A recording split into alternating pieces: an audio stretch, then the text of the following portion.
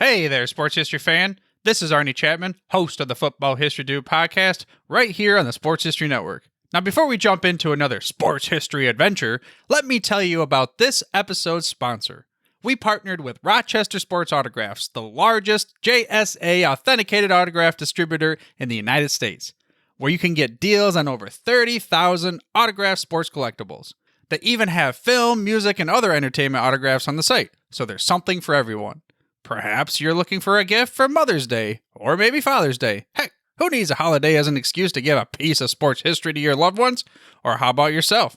Today seems like a great day to add to your sports cave, right? But how is RSA able to offer such great deals on JSA authentication, you ask? Well, they do this by making deals directly with athletes, so there are no extra markups, and they choose to pass these savings on to the customer. All orders from Rochester Sports Autographs are top quality and shipped to your door with top authentication and money-back guarantee. And to make sure RSA knows that the Sports History Network sent you, we created a special link for you. All you have to do is head to shoprsa.com/SHN. Again, that's shoprsa.com/SHN. Head over there to get your piece of sports history today. This podcast is part of the Sports History Network, your headquarters for the yesteryear of your favorite sport. You can learn more at sportshistorynetwork.com. Hello, sports fans, and welcome to another edition of Yesterday's Sports on the Sports History Network.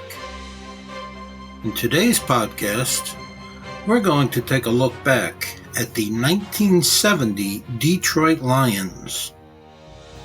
The Lions, of course, are our fearless leader Arnie Chapman's favorite team. Arnie is a lifelong fan of the Lions, but 1970 is long before Arnie was born. The Detroit Lions won their first NFL championship in 1935, long before most of us were born. They defeated the New York Giants 26-7. But Lions fans didn't have much to brag about again until 1952, when they won their second NFL title. They played in 3 more championship games over the next 5 years, winning 2. After losing seasons in 1958 and 1959, the team returned to the winning track from 1960 to 1962, having one of their best seasons in 1962. But their 11-3 record that season was only good enough for second place in the Western Division, as the Green Bay Packers went 13-1, their one loss coming at the hands of the Lions. From 1963 to 1968, the Lions' overall record was a dismal 31 wins, 44 losses, and 9 ties. But Lions fans had high hopes for the 1970 season after the team finished the 1969 season in second place with a 9-4-1 record. It looked like they had good reason to have such high hopes after they outscored their first 2 opponents by a total of 78-3. In their first game against the Packers, they gained 266 yards rushing, while holding Green Bay to just 50 yards rushing and only 5 first downs. In Week 2, the Lions defense, led by Hall of Fame defensive tackle Alex Karras, held the Cincinnati Bengals to 140 total yards and 6 first downs. The Lions defense continued to impress in a Week 3 win over the Bears, holding Chicago to 38 yards rushing and only 8 first downs. The Detroit offense played equally well, gaining 140 yards rushing and 229 yards passing. The Lions outscored their opponents in their first 3 games by a whopping 106-17 score. But the team came crashing back down to earth in Week 4 at RFK Stadium, losing 31-10 to the Redskins. The Lions' defense, which had played so brilliantly in their first 3 games, got torched by quarterback Sonny Jurgensen, who passed for 225 yards and 3 touchdowns. Redskins running back Larry Brown ran for 101 yards. But the Lions came back strong in a Week 5 win over the Browns, forcing 6 turnovers and walking away with a 41-24 win. Receiver Larry Walton had a big game, catching 4 passes for 158 yards and 2 touchdowns.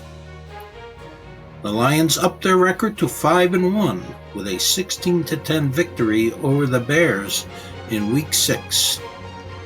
The Bears outgained the Lions 310 yards to 187, but they committed 7 turnovers.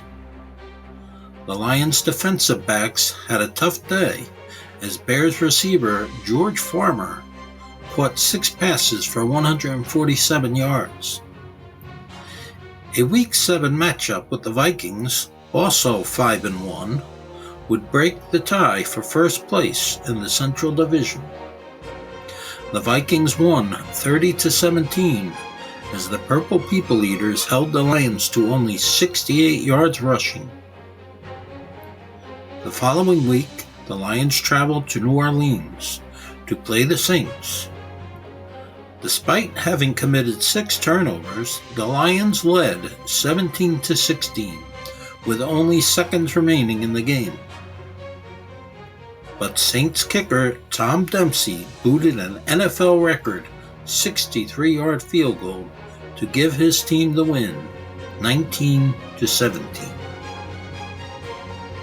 Week 9 was a rematch with the Vikings. The Lions' defense held the Vikings' ground game to only 85 yards, but they gave up 228 yards through the air and lost their 3rd game in a row. Lions fans' high hopes for a championship season were beginning to dwindle. Part of the problem was that coach Joe Schmidt couldn't seem to decide on a starting quarterback. Whenever starter Bill Munson struggled, he was replaced by Greg Landry. Tune in again next week to see how Coach Schmidt resolves this quarterback controversy and to see how the second part of the Detroit Lions 1970 season turned out. Thank you, and God bless. This podcast is part of the Sports History Network, your headquarters for the yesteryear of your favorite sport. You can learn more at sportshistorynetwork.com. Hi, this is Joe Ziemba, the host of When Football Was Football, here on the Sports History Network. I'm very pleased to announce that I will be partnering with the Sports History Network to give away 2 copies of my latest book called Bears vs. Cardinals, the NFL's Oldest Rivalry. To enter, just head over to the following link, sportshistorynetwork.com/giveaways. We hope you'll enjoy the numerous stories in the book, which is largely based on the newly released Dutch Sterneman collection at the Pro Football Hall of Fame.